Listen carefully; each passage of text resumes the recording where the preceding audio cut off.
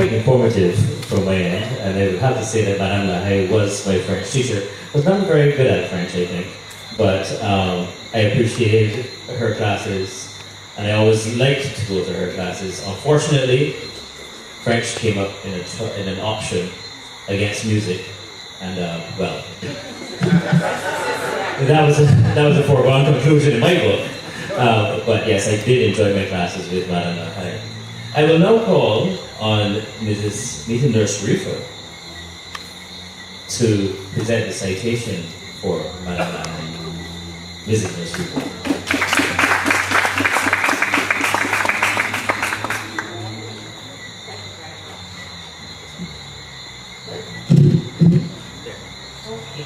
Good evening, everyone.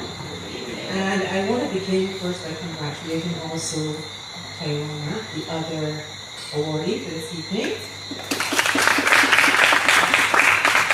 And I want to thank Marva especially for inviting me to do this citation.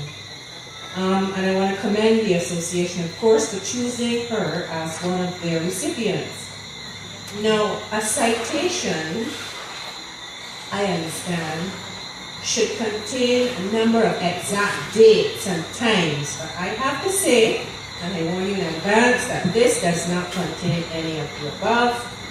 Neither Marva or I could really give the exact years and so on. So please excuse us.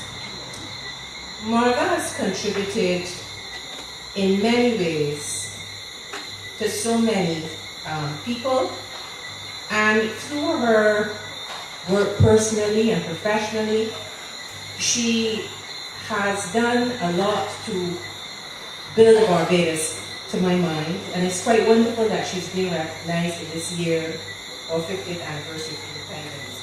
She's one of those people who have strengthened our country through her work and through her relationships with others. Marva's lifetime of service includes teaching at Combermere and participation in other educational pursuits, guiding, as she said, activities, singing, activities at Christ the King Anglican Church, and she's also quite involved in the Rockdando Association and in the wider community. As a member of the Department of Modern Languages at Combermere, she was what is termed an assistant teacher of French. Now, this term assistant is quite a misleading one to my mind because she was quite a pioneer of creative teaching. Her lessons included drama, role play. For example, she was very fond of having the students act as teachers, and emphasis on speaking the language. Indeed, she was referred to as Madame Lahai, and this type of Madame was afterwards given to all female teachers of French. I think the male ones were called Monsieur as well. I'm not absolutely certain on that. She was a very supportive colleague, a diplomatic critic of unworthy ideas, and she exemplified what I would term to be an excellent teacher. I spoke about these qualities at her retirement, and I'm going to repeat a few of those words tonight. At that time, I adapted a description by Shipley, Can, and Mitchell. Here goes. A teacher's personality impacts deeply on her pupils, and she has the power, I put in the she has the power to inspire, to encourage, and to challenge them, to implant a sense of responsibility and perseverance, and to develop their imagination.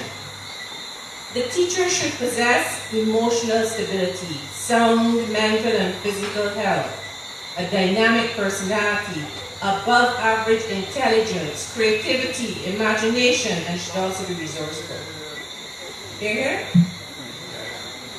They also mention several other characteristics that we can attest to be a part of Marva's character. Patience, kindness, sincerity, honesty, firmness, promptness, efficiency, and the ability to organize and to lead. I can state, without fear of contradiction, that Marva exemplifies all of these. True? Very true. As her colleague, I and many others, and some of them right here, many others benefited from her mentorship. And I also learned from her something which she told me that I've never forgotten. It is easier to ask for forgiveness than permission in certain situations. Mrs. Lahai did not restrict her work to her subject area of French. She was an ardent supporter of Combermere sports and athletics ventures and willingly helped with the organization of spectators and competitors year after year. Marva also served as year head at first form level, and in this capacity was responsible for several initiatives, including the use of a special prayer, awards for tidiness, helpfulness, punctuality, social skills, academics, sports, athletics, and music. As she said, she was she thought it was very important to recognize all of the talents of the students. She sought always to motivate the boys and girls in her care. As year ahead, she also encouraged parents to play a greater role in children's homework by signing completed assignments. She was a person who was concerned enough about improving the durability of the report document to have report books laminated. This is an instance when she encountered skepticism, but this improvement came to be taken for granted later until reports were computer generated. Marva was a significant force in the establishment of the 106th and later the 132nd guide companies at Combermere. These two companies have produced several Queen's guides, and we look forward soon to seeing a plaque mounted in honor of these guides and their guiders. Marva was an enthusiastic camper, as she said, and a hiker, and her guides enjoyed these activities under her leadership. She also served as district commissioner in the guide movement and organized competitions to improve knowledge of the region and the wider world. Her next senior position in guiding was that of division commissioner, where she dealt with the administration of the guide movement. In her most senior position in guiding, that of assistant chief commissioner, she was chairperson of a committee which dealt with the alternate uniform for guiders and assisted with the implementation of guider orientation training. This Blue Ribbon Award recipient is also very involved with the work of her church, Christ the King. She's an active member of the choir, singing alto, as she said. She helps organize the Fish Fright fundraiser for the church also, and was at pains to point out to me that this venture raises the most funds. Within her church, she's assistant chairperson of the bereavement support group that visits and is in contact with the bereaved. She also told me that and reminded me that bereavement is loss of any kind. Marva is always busy, and when you call her, she's often just about to go out the door to attend to one of her many commitments. However, she says, although I like to help, I do not like the limelight. Well, you're in the limelight this evening, so. As a member of Christ the King Church, she was a committee member for the Crown, which is a publication to share educational and inspirational writings. Her church involvement, I think this was mentioned in the film just now, also includes the guitar group to showcase musical talents of church members, an initiative which was extended to the wider community. And in terms of that wider community, Marva also served as secretary to the Rockdando Park Development Association and was the creator of a magazine appropriately named Rockstone. She is involved in the association's activities, and these include a recycling initiative, caroling, parties, games, evenings, and talks on home security. In the wider community, she was also a member of the board of Alexandra School, where she brought her experience, diplomacy, and skill to the table as she performed the usual board management duties. Marva is a sought-after lessons teacher and continues successfully to prepare students for their examination. I must mention her creative artistic and dramatic endeavors. She's a great craftsperson, and her handmade cards, anybody remembers those? Right, her handmade card show, as a handmade card show, and she was an eager participant in entertainment ventures at Combermere, such as dressing in student uniforms and singing funny songs at concerts, wonderful for raising morale. It would be remiss of me, really, not to speak about Marva as a family member and friend. She continues to be loyal and supportive in these spheres, and I am sure that members of her family and her friends can all agree that she is a wonderful relative and friend.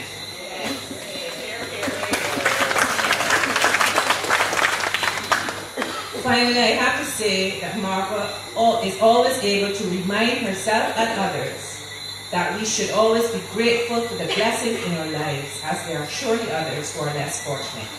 I congratulate you, Marva, on this well-deserved award. Up and on, up and on.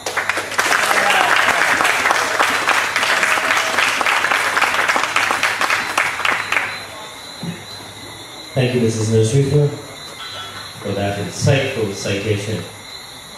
I now invite one of our school captains, Asher Payne, to present Mrs. Lahai with the Blue Ribbon Award, thereby inducting her into the Blue Ribbon class of the Combermere School.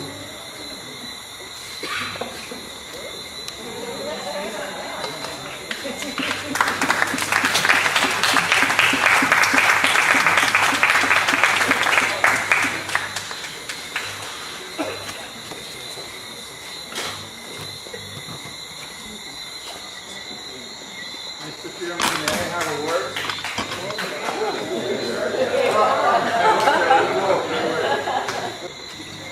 Now, I taught at Combermere for some years, and in addition, I was in the administration for some years too. In 1976, girls were admitted to Combermere School. This was a soft service. The obvious equation was that you wanted more spaces for girls, so build more schools for girls. But this didn't occur to the political directorate of the time. They felt it was easier, and it was easier, to introduce girls into boys' schools without any kind of preparation. So girls came to Combermere in 1976, and there was no real preparation for them. Even the lavatories which were being constructed were not ready. And I have to suggest that they connect the lavatories for the girls' school onto the boys' lavatories so that things could get going. But that is immaterial to what I want to say here tonight. The girls were languishing at Combermere, and there really was nothing for them to do. Combermere was a boys' school. You played bat and ball at lunch, and you played ball and bat at break. You know, there really was no variation in the thing, and it was a boys' school. And then here come these little lasses. And we were anxious in administration to find something for them to do. So along comes the opportunity to become guides. And Marva offered herself as a what? Oh, as a guider. I wasn't thinking of that term at all. Or Marva became the guider, and these little chicks kind of clustered under her arms, and it was a wonderful situation. But what was even more wonderful was that Lady Baden-Powell, and it is Powell, but it was pronounced Powell. Lady Baden-Powell came to Barbados during this early nesting period of the guides and came to Combermere to inspect. I don't know if inspect is the correct word, but she came to Combermere School. And I lay to Marva's credit that I have never tasted a more pleasant cup of tea. They had a tea party. You know, it was really beyond me. But Lady Baden-Powell came, drank tea, and fraternized? No. Thorough-rise with the guides. It really was a wonderful thing. And I remember Marva as a young damsel in those days. You hadn't met your husband yet, had you? No?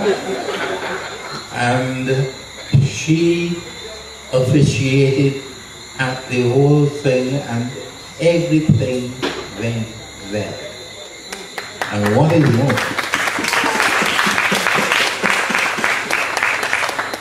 is more, the guides went well on the mark. Thank you.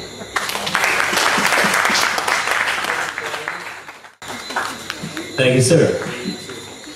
I now invite Mrs. Lahai herself to come to the podium and offer a few words. Well, the words will be few. Friends, brothers and sisters, family, in fact, the whole Combermere family. Last night, I went for party. You may wonder what that was all about. Why am I saying this at this point? But the party was one in which the caption was, let's get together to celebrate life.